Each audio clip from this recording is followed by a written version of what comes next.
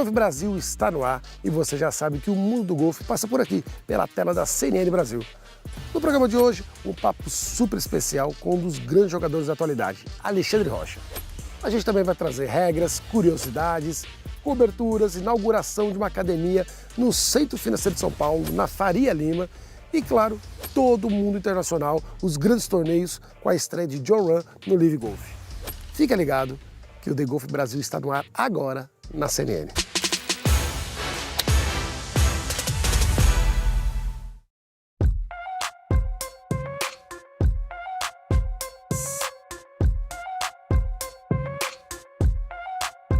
É um prazer para a gente receber aqui o Alexandre Rocha, um dos maiores jogadores brasileiros de golfe. O Alexandre foi um dos poucos brasileiros que chegou a jogar no PGA Tour, o circuito onde joga o Tiger Woods, os melhores jogadores do mundo. E estamos aqui no clube dele, no São Fernando Golf Clube. Ao meu lado, o Henrique Kirilauskas, que é o idealizador desse programa, vai nos ajudar aqui nessa entrevista. Ô Alexandre, queria saber de você, como é que você começou no golfe? Você já nasceu numa família de golfistas, fica mais fácil assim, né? Eu nasci aqui minha família, o meu avô foi fundador desse clube onde a gente está, São Fernando, um dos fundadores do São Fernando. Em 1954 eles fundaram o clube, isso aqui era uma fazenda, o campo era parte da fazenda que se alagava o tempo inteiro. E meu avô com um grupo de amigos, eles tiveram uma ideia na época inovadora de conversar com o dono das terras, o Paulo Nobre, e sugerir que eles fizessem um campo de golfe nas terras que não eram usadas na fazenda porque alagava o tempo inteiro e construíssem um condomínio em volta. Em 1950 isso foi uma ideia de maluco no Brasil, mas eles tocaram o projeto e hoje a gente está aqui no São Fernando. Então eu tive a sorte de crescer aqui a minha vida inteira. Bom, quando você começou aqui, você teve como professor o Jaime Gonzalez, que foi o primeiro brasileiro a jogar no PGA Tour, né? A gente teve antes o pai dele, o Mário Gonzalez, que jogou no circuito internacional, mas não jogava o circuito americano, né? O Jaime jogou e o Jaime foi seu professor. Você se inspirou nele? Muito. E o Jaime, com a bagagem dele, com a experiência dele, com o know-how que ele tem a respeito do assunto, me pegou aos 11 anos de idade e me formou. Então, a influência dele foi justamente durante esses anos tão importantes de formação de um pré-adolescente, adolescência e até a idade adulta jovem, foi a influência puramente do Jaime. Todo o conhecimento dele de competição, de treino, de como o jogador se sente, como o jogador deve pensar, deve agir, tudo isso que é o que realmente faz a diferença entre um jogador bom e um jogador excelente, veio do Jaime e eu me considero de muita sorte de ter tido essa influência na minha vida, sem dúvida.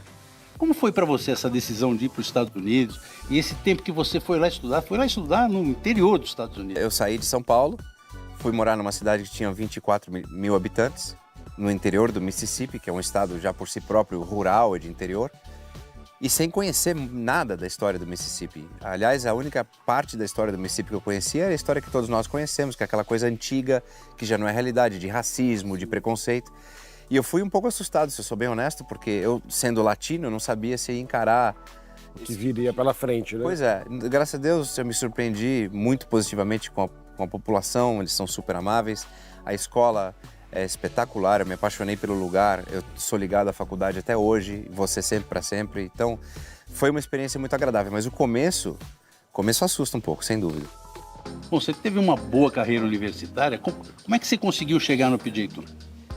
Olha, o meu último ano universitário foi o que realmente me deu um impulso, porque até então eu tinha dúvida, né? Eu estava jogando numa competição muito mais difícil do que aqui no Brasil ou na América Latina, naquela época.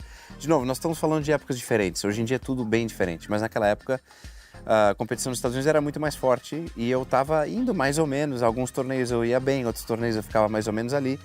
E um pouco assustado, na realidade, em relação à possível profissionalização, porque eu não estava dando de igual para igual com eles o tempo inteiro. E no meu último ano, na realidade, no meu segundo semestre do meu terceiro ano, alguma coisa fez um clique. Eu não sei o que aconteceu, eu realmente não sei o que aconteceu. Eu me lembro do dia. Eu me lembro que eu cheguei para treinar e uma postura mental diferente me ocorreu no caminho. Eu disse, hoje eu vou chegar lá e vou tentar fazer o mais abaixo do par que eu conseguir. Eu nunca tinha pensado nisso. Deu um foco diferente daquele dia. Não sei porquê, eu realmente não sei porquê. E eu cheguei lá e de fato fiz uma volta excelente aquele dia. E no dia seguinte de novo, e no dia seguinte de novo. Então eu comecei a... E aí no terceiro semestre do meu penúltimo ano eu ganhei o meu primeiro torneio individual A gente jogava, até hoje joga um torneio por equipe, mas tem um componente individual. Eu ganhei o torneio como individual, e aí mudou tudo. Rory McIlroy, o número 2 do mundo, começou o torneio de Pebble Beach do PGA Tour na última semana, podendo recuperar a liderança do ranking mundial, que havia perdido um ano atrás. Rory chegou a liderar por 2 tacadas de vantagem antes de cometer um erro básico de regras, o que lhe custou 2 tacadas de penalidade, das quais nunca mais se recuperou, para terminar nas últimas colocações. Rory viu sua bola parar dentro de um grande arbusto e decidiu declarar a bola injogável com uma tacada de penalidade. Mas em vez de recolocar a bola em jogo na linha de onde ela estava, em direção à bandeira, para trás quanto quisesse, Rory ainda dropou a bola a um taco de distância extra dessa linha, sendo penalizado em mais 2 tacadas por jogar a bola de local errado. O número 1 do mundo acabou fazendo um 8 nesse buraco de par 5, ou seja, um triplo bogey, perdeu 3 tacadas de uma só vez. Se Rory tivesse assistido ao nosso quadro de regras sobre bolas declaradas injogáveis, teria poupado milhares de dólares. Quem flertou com um 59 na última semana foi Wyndham Clark, que abriu a rodada de sábado com um eagle e não parou mais. Clark, atual campeão do US Open, que começou o dia perdendo por 8 tacadas, fez outro eagle no 6, ou seja, embocou com a segunda tacada num buraco de par 5 e começou a escalar rapidamente o placar. Além dos 2 eagles, Clark fez mais 4 birdies na primeira metade do campo, para jogar 28 tacadas em 9 buracos, 8 abaixo do par e novo recorde do torneio. Mesmo quando se complicava, Clark mostrava seu talento de qualquer lugar, inclusive da areia, de onde saiu muito bem para fazer seu 8º birdie em 14 buracos e ampliar sua liderança. Clark ainda teve 3 chances seguidas de jogar 59, mas sua bola teimava em parar ao lado do buraco, como essa no 17. Oh, no! One more roll. 2 inches short at the 16th. Mais meia volta e ele teria feito o outro birdie. No buraco final de par 5, Clark chegou com a segunda no green e teve a chance de tentar mais um eagle, mas preferiu jogar com cautela. O birdie bastou para ele jogar 60 tacadas, melhorando em 2 o recorde de Pebble Beach. Um resultado que, com o cancelamento da rodada final de domingo por causa do mau tempo, lhe deu o prêmio de 3 milhões e 600 mil dólares, ou quase 18 milhões de reais. Além de ganhar 4 posições para ser o novo número 6 do mundo.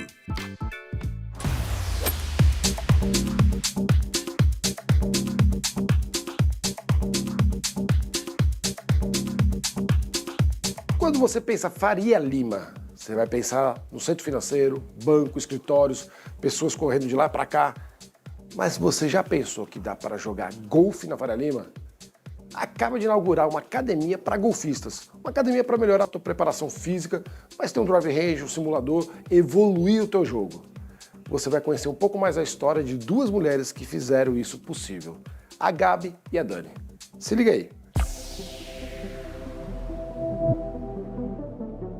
A ideia de criar uma academia específica para golfistas foi que quando a Dani começou a jogar, ela começou a fazer exercício para o próprio golfe dela.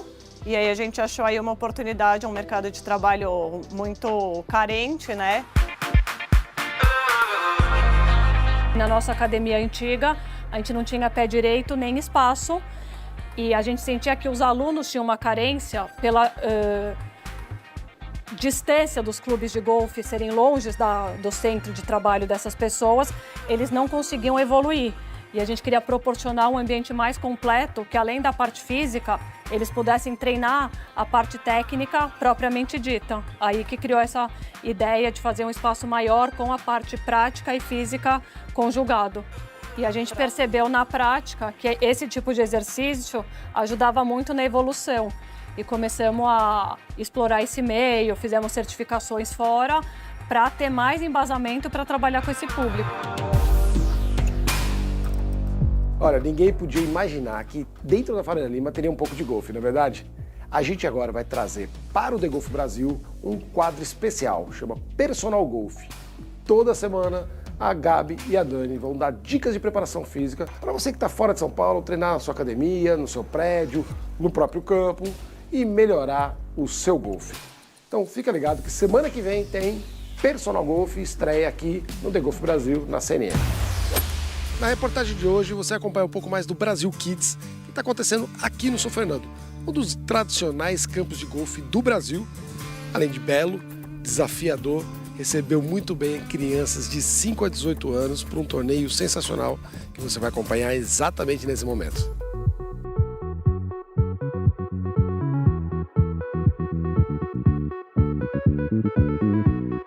Na verdade, o torneio que a gente faz no Brasil, né, o Brasil Kids, que a gente criou em 2017, então já são 7 anos fazendo esses torneios, a gente pegou a metodologia dos Estados Unidos, da US Kids Golf, para que todas as crianças, desde 5 anos até 18 anos, possam competir, mas de acordo com a sua potência. Que nem no futebol, quando você pega umas crianças de 7, 8 anos para jogar, elas não jogam no campo oficial, elas jogam no campo um pouco reduzido. No tênis, em alguns lugares já fazem isso também. Crianças menores não jogam na quadra oficial, jogam na quadra um pouco reduzida. E no golfe não é diferente, que o golfe obviamente é um esporte onde o campo ele é muito comprido, não dá para uma criança dessa de 7, 8 anos jogar da mesma distância de uma criança que tem, de um jovem, né, que tem 15, 16, 18 anos. Então a gente adequa, então a gente tem como se fossem 8 campos diferentes para adequar para cada idade, para que todos possam se divertir e também fazer um resultado e comparar. Não, eu joguei igual o Tiger Woods jogou outro dia no campeonato.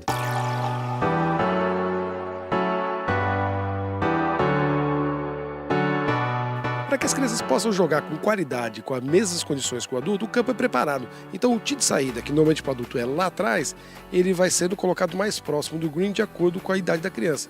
Eu estou aqui no número 1, que é uma criança bem pequenininha que ela pode sair e ter a percepção de ter 3 tacadas para chegar lá no green. E assim, conforme vai ficando maior a criança, mais para trás ela vai jogando até ter condição de jogo adulto, que é jogar do tee oficial.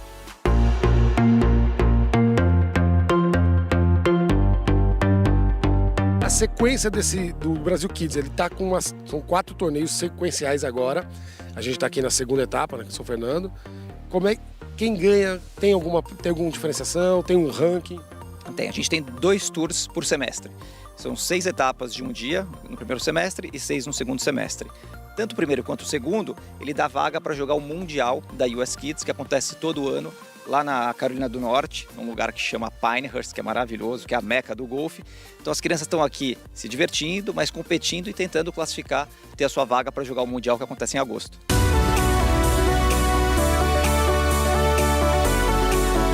Eu acho que eles já são vitoriosos só por estarem aqui enfrentando, encarando, aprendendo esse jogo que é tão difícil, né? O segundo esporte mais difícil do mundo. E exige muito do mental, né?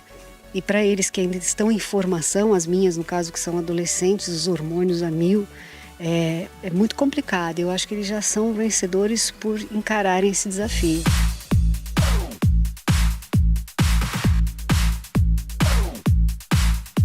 O golfe é um esporte que você sai para jogar com o filho, você fica 4, 5 horas no campo de golfe. Então, a qualidade desse tempo que você está junto é maravilhoso. Fora que é um esporte que desenvolve disciplina, força mental, ética, concentração, é uma série de fatores que pai que não quer criar um filho dentro de um ambiente desse. Essa é a etapa do São Fernando. Dia 18 tem a última etapa dessa temporada e a gente vai saber quem foi o grande vencedor dessa temporada do Brasil Kids.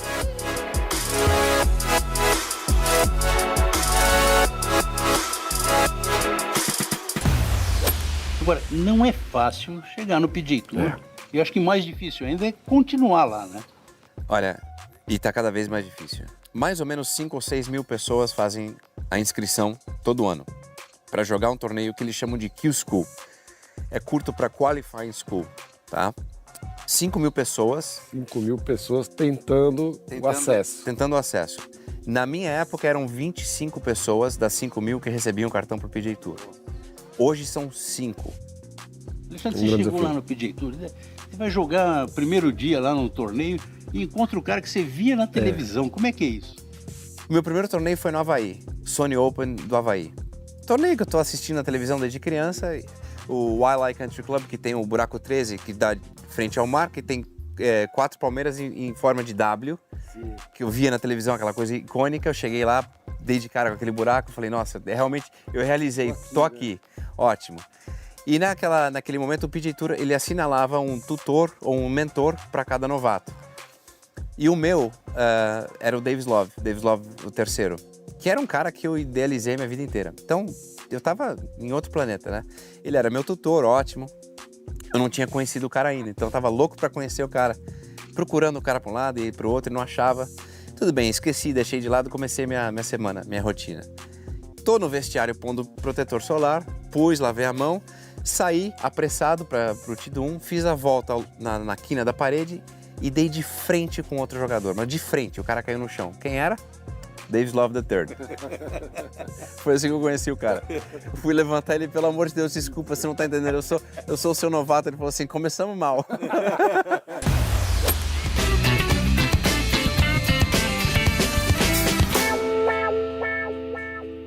Quem me conhece sabe que uma das coisas mais importantes é me sentir seguro. Por isso, eu precisava de um banco como o C6 Bank, que não para de inovar para deixar a minha conta protegida. O C6 Bank tem diversas camadas de segurança. Uma delas é o Locais Seguros, que mostra seus investimentos só nos lugares que você escolher. Eu, por exemplo, marquei a minha casa. Agora, os meus investimentos só ficam visíveis lá. Se eu acessar em qualquer outro lugar, os investimentos aparecem zerados. E nessa função ainda tem 2 opções de transferências e Pix. Uma mais alto para os seus locais seguros e uma mais baixo para quando estiver fora deles.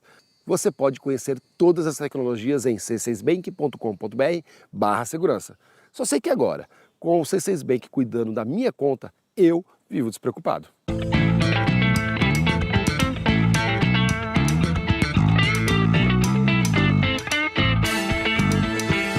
O papo com o Alexandre Rocha tá sensacional, mas a gente vai sair rapidinho com um break e volta. E na sequência, mais Alexandre Rocha e você vai saber como é que foi a estreia de Jon Rahm no Live Golf. Não sai daí!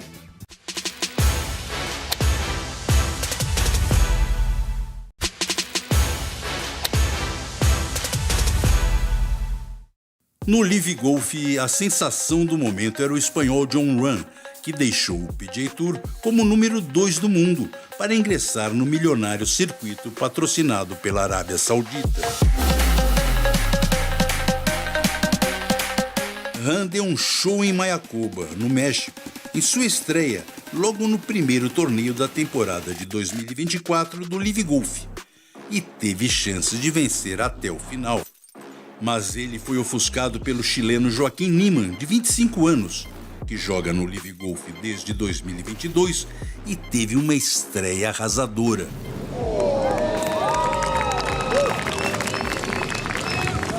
Niemann, que jogou várias vezes no Brasil, seja como juvenil, como amador ou como profissional, fez um eagle e 10 birdies para terminar o campo com 59 tacadas, 12 abaixo do par, novo recorde do circuito. Jogar abaixo de 60 tacadas é um feito tão raro no golfe que apenas 12 jogadores conseguiram quebrar as 60 tacadas em quase 100 anos de história do PGA Tour. Jogar 59 tem lugar de honra no currículo, mas não Jon Rahm terminou em terceiro no individual, mas seu time, o Legião 13, venceu a competição por equipes, com os 4 jogadores dividindo mais $1,5 milhão em prêmio, algo como 7.500.000 reais.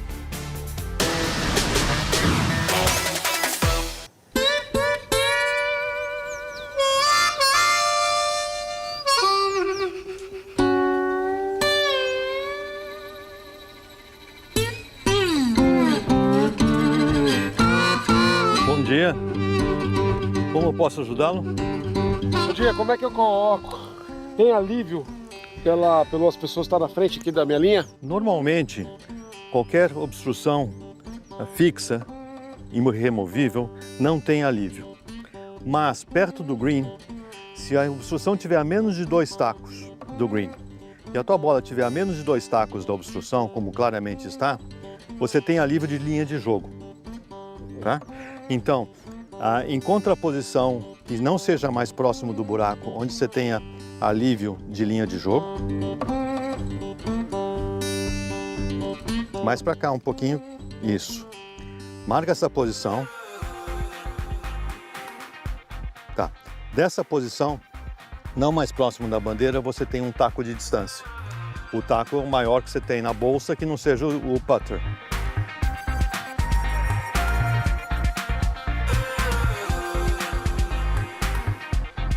E não pode ser mais próximo da bandeira. Isso. Certo. Então marca essa posição. Tá. Agora você dropa a bola.